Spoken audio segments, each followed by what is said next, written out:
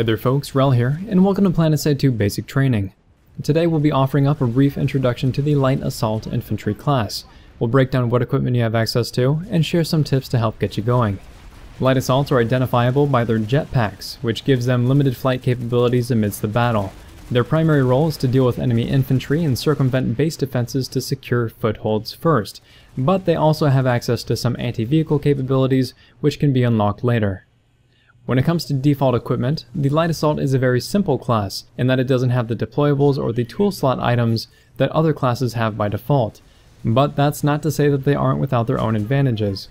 Your Light Assault has access to shotguns, carbines, and SMGs as primary weapons.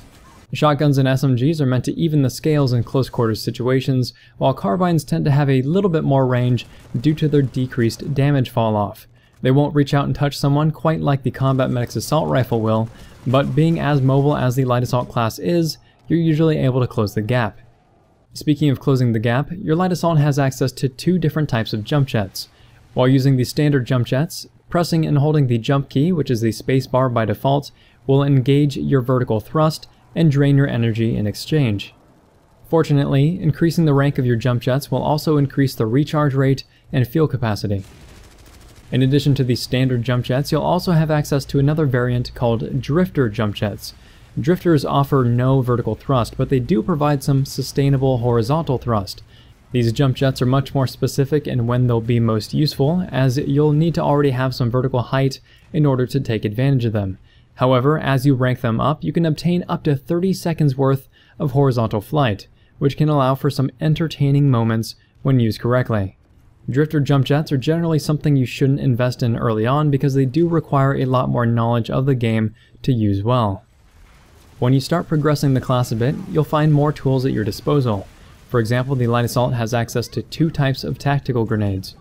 Flash grenades will blind enemies upon detonation, instead of dealing damage like the standard frag. This can be helpful for breaching areas where placing damage on a target just wouldn't be as helpful as incapacitating them. You can also unlock smoke grenades, which are helpful for providing cover to allies as they move from place to place or obscuring the vision of enemies, forcing them to either make a move through the smoke or hang back until it clears. For utility slots, the Light Assault can unlock restoration kits and medical kits, which are universal unlocks available to all classes, and these will heal you when they are used. But you can also unlock C4, which are bricks of explosives that are detonated by remote.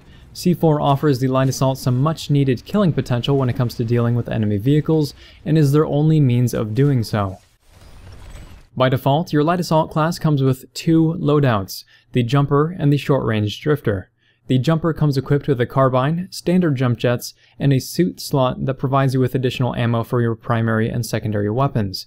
The Short Range Drifter comes equipped with a shotgun, drifter jump jets, and a suit slot that allows you to carry two grenades instead of just one. The individual pieces of these loadouts, and the ones that you'll be able to unlock later on, can be moved around as often as you please, allowing you to create loadouts that best fit your personal playstyle.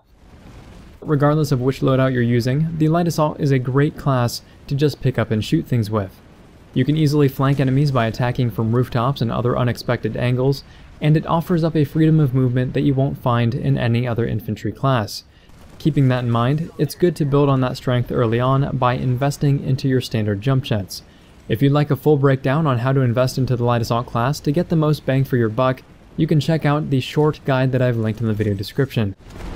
Before we sign off and send you into the fray, let's hear some helpful advice from dedicated Light Assaults throughout the community. SHCHakon says, "The leader is you." The Light Assault makes a highly effective squad leader.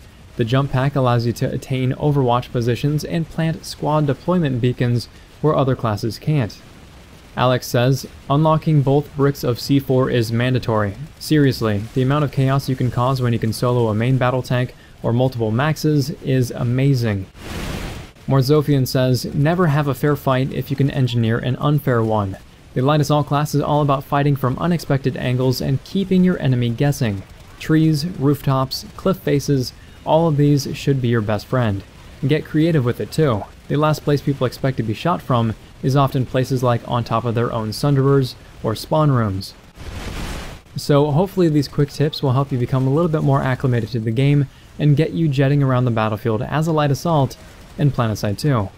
If this video has been interesting, helpful, or entertaining, please feel free to like, subscribe, tell your friends about the channel, and if you have any questions about the Light Assault class or any advice that you can offer up to newer players, go ahead and leave those thoughts in the comment section down below so everyone can benefit. Thanks very much, folks. We're all signing off.